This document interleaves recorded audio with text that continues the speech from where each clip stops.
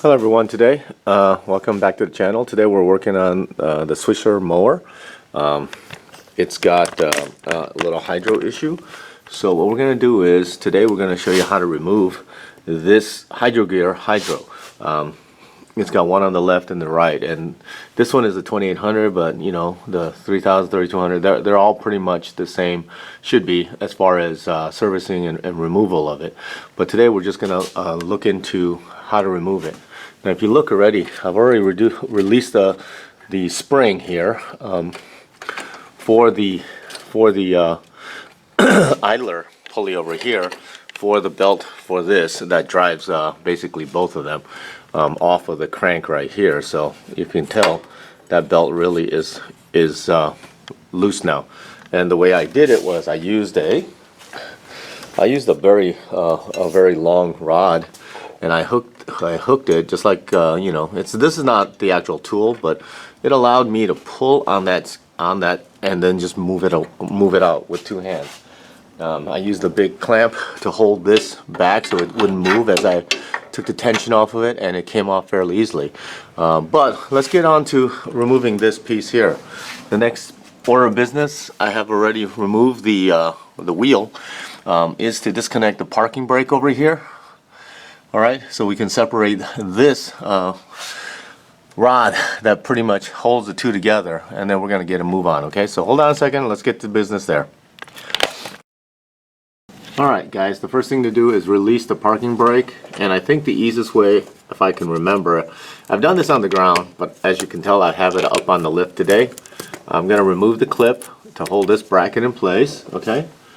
And if you look up here, this is should be what, a 10 mil, so we can use a 10 mil to release it, and then the whole thing should come apart.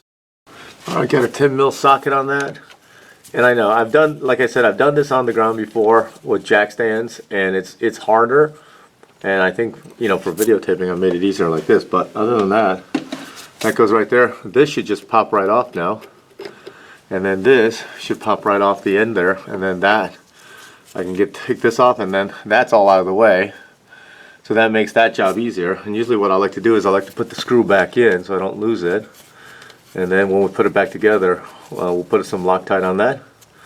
Alright, and that takes care of one of the connectors, okay?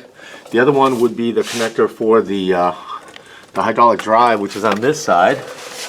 And for that, what we're probably going to do is I'm going to probably remove this bracket, and it's super greasy, so it's going to be nasty, but I think the least amount of damage is if I remove this bracket from right here and then reattach it after the fact, which will take care of both the hydraulic ram and that. So that's what I'm going to try to do next, is to remove that bracket right there. Okay. All right, I got the 11 millimeter out, and you can tell that it's loose now, and I got to get this last fastener out up here. This was a 14, and it's in a precarious place, so we're going to try to do the best we can to get that out. And the last, yeah, let's see if I can get a ratchet head on it. Yeah.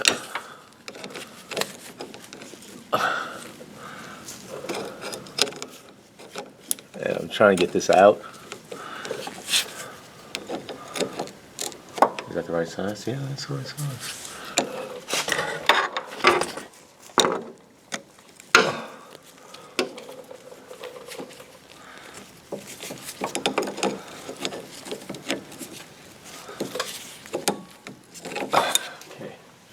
That's being a little bit, and the access is not the best, but hey, I think I got it now.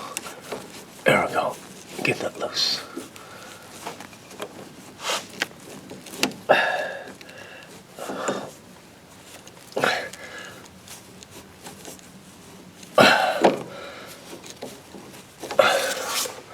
Yep.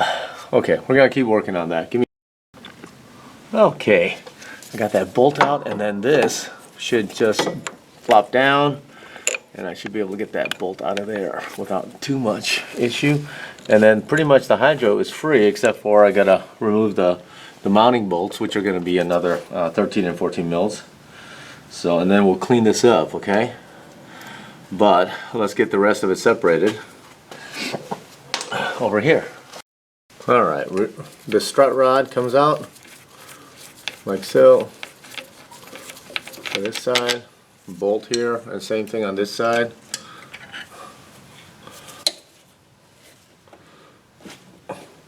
There we go. And then you can remove the strut rod. And we just got to remember to put it back in. Alright, so that strut rod is free. We'll save the bolts. And then the next thing is we got a mounting. We got the two mounting right there. And we also have a mounting screw here. So I'm going to get something supported for this thing. And let's get those screws out, okay?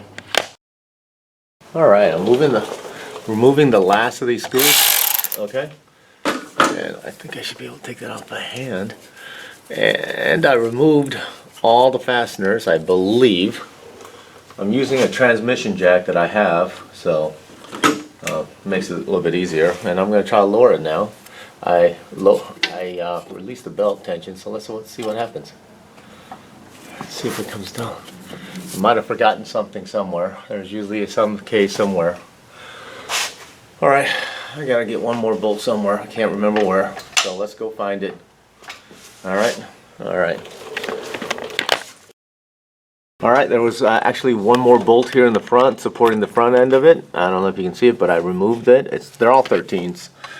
So now we're gonna drop it. And we should be able to see this thing drop from this location, okay? So now if I lower it, it should come down. Let's see. Okay, there we go. As long as the other stuff is good. Nope, something's hanging. Should be good, but it's not. Something's hanging. Let's see. What's hanging?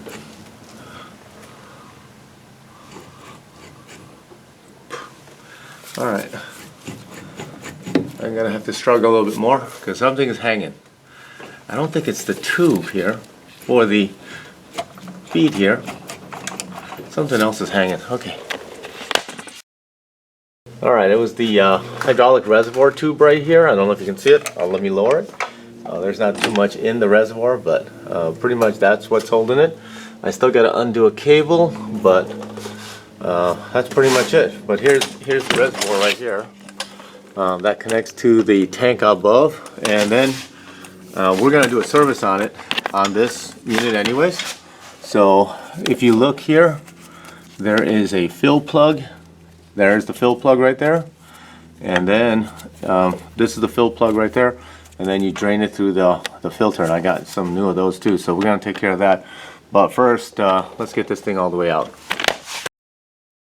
Well, the last thing to release is this bolt that holds the cable for freewheeling. If you, let's say, you know, had no hydro, so basically this will allow it to freewheel, and it's connected here to this pin. So I have to just pull the pin out. You can see the pin right there, and then this will come right up. Okay, so let me get a pair of pliers to pull that up. Maybe some needle moves. And this has hydraulic leaks, and that's why we're taking it apart. I'm going to clean it, and then we're going to find out where the leak is. Kind of know where it is, but okay, come on. Okay, we're going to pull this pin out if we can. It should come out easier than this. I don't know why. Suffering. Okay. But it's just, and then we'll clean it because it's dirty, really dirty. A lot dirtier than I'd like to see it. So let's see, first release the pin. There we go, come on. Well, that's good right there. Just not enough room here. I mean, everything is just not enough room. But there we go, we almost got it. Come on, there we go, there's the pin. Okay. And then that should just slide down. Alright, and then that will free this cable. Then there's nothing else holding it. We should be good to go. Okay, so we're going to set that aside right there. And let's get this out, and then we can show you what it looks like. Alright, so basically that's what it looks like. Yep, here's your brake, parking brake. Here's the fill. That's the check. And then you would drain it through the filter. This is the fill on the top. Alright, this is the hydro override to push if you want to, for manual. And then this is forward, reverse, this is all the controls. And so I have a leak here somewhere, and we're going to try to fix it this time, okay? So that's it. So thank you for subscribing, and thank you for you know, being patient, and hopefully you enjoy another video, okay? Take care now.